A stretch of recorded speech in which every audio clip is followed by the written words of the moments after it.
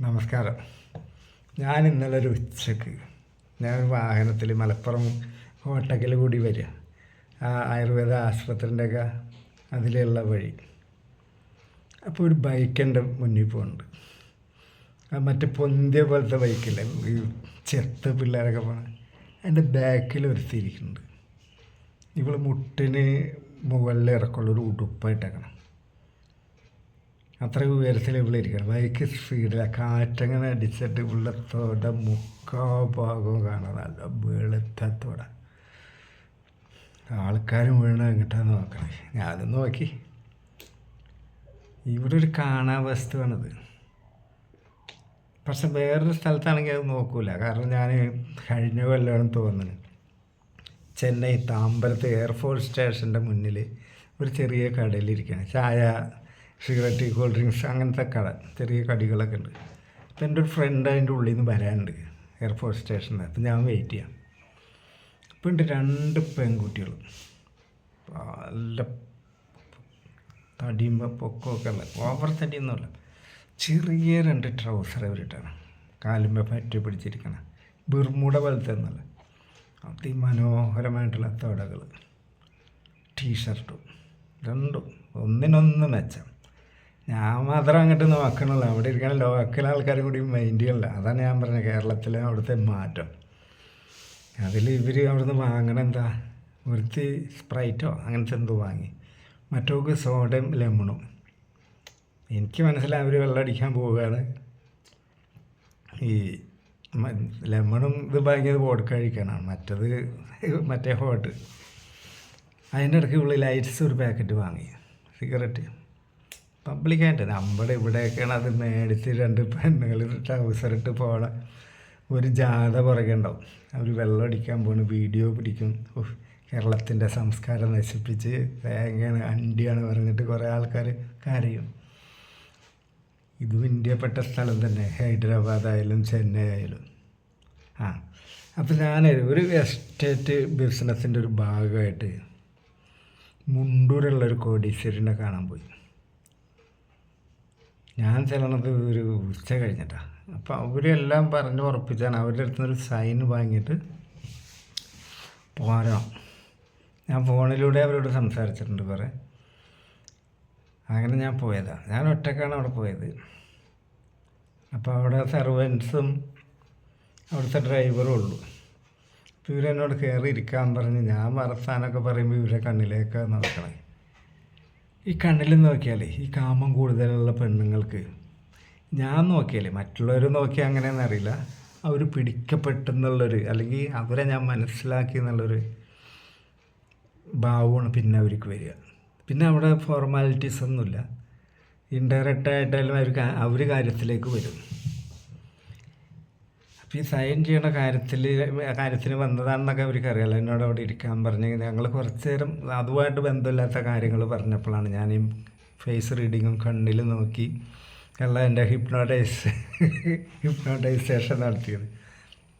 അപ്പോൾ അവൾക്ക് മനസ്സിലായി ഞാൻ അവളെ നോക്കണം എന്തിനാണെന്ന്. പക്ഷേ അവൾ കളി ആഗ്രഹമുള്ള പെണ്ണാണെന്ന് എനിക്കത് മനസ്സിലായി. എനിക്ക് അവളുടെ ബാഹ്യലീലകളും മുഖവും കണ്ണും ടോട്ടൽ ഇപ്പം വേണമെങ്കിൽ ഇപ്പം ഇവിടെ കിടക്കും എന്നുള്ള ഒരു മൈൻഡുള്ള പെണ്ണാണെന്ന് എനിക്ക് മനസ്സിലായി. കോടീശ്വരി ആയിക്കോട്ടെ, ഒറ്റക്കുടിലായിക്കോട്ടെ, എന്നോട് കണ്ണു പറയും. അപ്പോൾ ഈ പെണ്ണ് പറഞ്ഞ കേൾക്കണോ, അവരുടെ ഹസ്ബൻഡ് ഫ്ലൈറ്റിലാണ്, ന്യൂയോർക്കിൽ നിന്ന് ആംസ്റ്റർഡാമിലേക്കുള്ള യാത്രയിലാണ്. അവിടെ കോണ്ടാക്ട് ചെയ്യണമെങ്കിൽ ഏകദേശം ഒരു 12 മണിക്കൂറിന് ശേഷമേ പറ്റുള്ളൂ. കാരണം രാഷ്ട്രപാതിരാക്കുക വെളുപ്പിടൊക്കെയാണ് അവരവിടെ ആംസ്റ്റർഡാമിൽ ഇറങ്ങുക. പിന്നെ നേരെ ഹോട്ടലിൽ പോകുക. ആ നേരത്തൊന്നും അവരെ കോണ്ടാക്ട് ചെയ്യാൻ മാർഗമില്ലാതെ. അപ്പോൾ ഞാൻ ചോദിച്ചത് ഇതൊക്കെ നമ്മൾ ഫിക്സ് ചെയ്ത കാര്യങ്ങളല്ലേ, അപ്പോൾ നിങ്ങൾ സൈൻ ചെയ്താൽ പോരെ. അതല്ലോ, ചെറിയൊരു ക്ലാരിഫിക്കേഷൻ വരുത്താണ്ട് ചെറിയൊരു കൺഫ്യൂഷൻ വന്നിട്ടുണ്ട്. എനിക്കുള്ള കൺഫ്യൂഷൻ നല്ലോണം മനസ്സിലായി. ഞാനവിടെ നിന്ന് സ്റ്റേ ചെയ്യണം, അതാണ് അവളുടെ ആവശ്യം. ഞാൻ പറഞ്ഞ അപ്പം ഞാനിപ്പോൾ എന്ത് ചെയ്യും, ഞാൻ എത്ര ഡിസ്റ്റൻസ് നിന്ന് വരികയല്ലേ. ഞാൻ ഇനിയിപ്പോൾ തൃശ്ശൂർ ടൗണിൽ പോയിട്ട് റൂമെടുത്ത് നിൽക്കണ്ടേ, അതൊക്കെ ബുദ്ധിമുട്ടല്ലേ. എന്തിനാണ് ഹോട്ടലിൽ പോകണം, ഇവിടെ ഔട്ട് ഹൗസ് ഉണ്ടല്ലോ. അപ്പം എനിക്ക് ഒന്നും കൂടി ക്ലാരിഫിക്കേഷൻ കിട്ടി. സ്ലീവ്ലെസ് ബ്ലൗസ്, സാരിയൊക്കെ അലക്ഷ്യമായിട്ട് അതിൻ്റെ ചാലൊക്കെ കാണാം നെഞ്ഞത്ത്. ഞാൻ അങ്ങോട്ടൊക്കെ നോക്കുമ്പോൾ ഒരു മടിയില്ല. ഏത് കോടീശ്വരിയായാലും ഞാൻ പറഞ്ഞില്ലേ കഴപ്പായുടെ മൂസ. പിന്നെ ഒരു കുഴച്ചിലാണ് ഇവർ. പിന്നെ ഇവർക്ക് എൻ്റെ ബാക്ക്ഗ്രൗണ്ടൊക്കെ ഇവർ അന്വേഷിച്ച് എന്നോട് തന്നെ ചോദിച്ചപ്പോൾ ഞാൻ ആരാണ് എന്താണെന്നൊക്കെ മനസ്സിലായപ്പോൾ അവർക്ക് എന്നോടൊരു വിശ്വസിക്കാൻ കൊള്ളാവുന്ന ഒരാളാണെന്നുള്ള അതുകൊണ്ട്. പിന്നെ ഇവർക്കൊരു പ്രത്യേകത ഉണ്ട്, പിന്നെ ഒരിക്കലും നമ്മൾ കാണൂലല്ലോ. നമ്മൾക്ക് അവരെ മനസ്സിലാക്കാൻ പറ്റണ പോലെ തന്നെ അവർക്ക് നമ്മളെ മനസ്സിലാവും. എങ്ങനെ നമ്മൾ വിശ്വസിക്കാൻ പറ്റിയ ആളാണോ അല്ലെന്ന് അവർ നമ്മളെ ഫേസ് റീഡിംഗ് ഒക്കെ നടത്തും. അങ്ങനെ എന്തോ രണ്ടും മാച്ചായി പച്ച സിഗ്നലാണ് അവിടെ കത്തണത്. അങ്ങനെ എന്നോട് പറഞ്ഞു ഇവിടെ ഔട്ട് ഹൗസിൽ നിന്ന് അപ്പം അവരുടെ മുറ്റത്ത് തന്നെ ആയിരുന്നു ഔട്ട് ഹൗസ്. ഡ്രൈവറോട് ഇവള് പറഞ്ഞ് പോയിക്കോ, ഇന്ന് ഞാൻ അങ്ങോട്ട് പോകാനില്ല. എന്നിട്ട് എന്നോടൊരു ചോദ്യം, നിങ്ങൾ ഡ്രൈവ് ചെയ്യില്ലേ ഇപ്പോൾ പോയി കഴിഞ്ഞപ്പോൾ? പെട്ടെന്ന് എന്തെങ്കിലും എമർജൻസി വന്നാൽ. എന്നിട്ട് അവർ പറഞ്ഞു ഞാൻ ഡ്രൈവ് ചെയ്യും, പക്ഷേ സിറ്റിയിൽ ഈ ട്രാഫിക്കിൽ എനിക്ക് ചിലപ്പോൾ ബുദ്ധിമുട്ടുണ്ട് അതാണെന്നൊക്കെ പറഞ്ഞു. അപ്പോൾ ഞാൻ പറയാം അത് പേടിക്കണ്ട, എമർജൻസി ഉണ്ടെങ്കിൽ മാത്രം. പിന്നെ ഞങ്ങൾ അയാൾ പോയി കഴിഞ്ഞ് ഗേറ്റ് വേലക്കാരത്തിൽ പോയി പൂട്ടി, വലിയൊരു വീട്. പിന്നെ ഇവർ സംസാരം. അപ്പോൾ എന്നോട് ചായ കോഫിയോ പിന്നെയും ചോദിക്കുന്നു. ഞാൻ പറഞ്ഞു ചായയും കോഫിയൊന്നും എനിക്ക് വേണ്ട, ഞാൻ ഈ സമയത്ത് അങ്ങനത്തെ ഒന്നും കഴിക്കില്ല. എന്നാൽ വിസ്കി കുറച്ച് എടുക്കട്ടെ ചോദിച്ചു. ഞാൻ പറഞ്ഞു വിസ്കി വേണ്ട, ബ്രാൻഡി ഉണ്ടോ ചോദിച്ചു. ഞാൻ വിസ്കി അങ്ങനെ കഴിക്കില്ല. ഞാൻ വെറുതെ സ്റ്റൈലാക്കിയാൽ ഞാനേ കൂതറ പാമ്പരടിക്കും. അവിടെ നമ്മൾ മനസ്സിലായ ചില സ്ഥലത്ത് നമ്മൾ അഭിനയിക്കണം. റിച്ച് ആൾക്കാരോട് അങ്ങനെ നമുക്ക് കോഫിയാണ് ചായയാണെന്നെങ്കിൽ വിസ്കി വേണം. അവിടെ പറഞ്ഞ വയസ്സ് തന്നെ അങ്ങോട്ട് ഓക്കെ അടിക്കരുത്, ബ്രാൻഡി ഇരിപ്പുണ്ട് പറയും. അപ്പോൾ അവൾ വിസ്കിയാണ് കഴിക്കണമെന്ന് പറയും. അതായത് ഞാൻ പറയാം ഒന്ന് എടുക്കാൻ പറയും, കുറച്ച് അണ്ടിപ്പരിപ്പും ഇതൊക്കെ കൊണ്ടുവന്ന് അടിച്ച് സംസാരങ്ങളൊക്കെ കഴിഞ്ഞിട്ട് പിന്നെ എവിടെ തുടങ്ങണമെന്നാണ്. വേലക്കാരത്തൊന്നും ആ പരിസരത്തേക്ക് വരില്ല, ഒരു കിച്ചൺ. അപ്പോൾ ഇവരെന്നോട് പറഞ്ഞേ വീടൊക്കെ ഒന്ന് കാണണ്ടേ ചേച്ചി. അപ്പോൾ എനിക്ക് ക്ലാരിഫിക്കേഷൻ കിട്ടിക്കൊണ്ടിരിക്കുക. ആയിക്കോട്ടെ പറഞ്ഞു. അങ്ങനെ അവിടുത്തെ അടിയിലത്തൊക്കെ കണ്ട് പിന്നെ മുകളിലേക്ക് പോയി. ഇതാണ് ഞങ്ങളുടെ ബെഡ്റൂം എന്ന് പറഞ്ഞു. അപ്പോൾ ഞാൻ അതിനെ ബെഡിനെ തൊട്ട് ഇങ്ങനെ ആക്കി.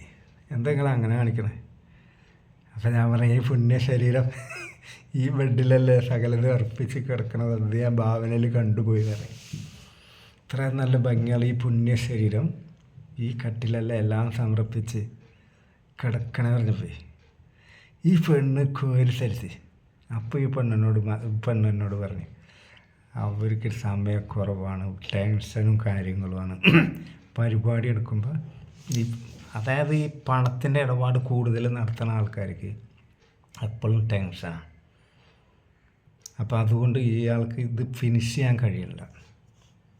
അവരെന്നോട് തുറന്നു പറയാം ഹസ്ബൻഡിന് ഇതൊക്കെ ഉള്ളു, പക്ഷെ ഇപ്പറ നേരം കൊണ്ട് അത് പെട്ടെന്ന് എല്ലാം കഴിയും. അതും എപ്പോഴെങ്കിലും ആൾ മിക്ക സമയത്തും ബിസിനസ് ടൂറിലായിരിക്കും. പിന്നെ ഈ പെണ്ണുങ്ങളുടെ അടുത്ത് ഫെയിലാകണ ആൾക്കാർ കൂടുതൽ. അവർ പുറത്ത് പോയാൽ ചിലപ്പോൾ കളിച്ചാലൊക്കെ അവർ ആ പെണ്ണിനെയൊക്കെ സൂചിപ്പിച്ച് കൊടുക്കും, പക്ഷെ വീട്ടിൽ ചിലപ്പോൾ പരാജയമായിരിക്കും. അങ്ങനത്തെ കേസുകളുണ്ട്.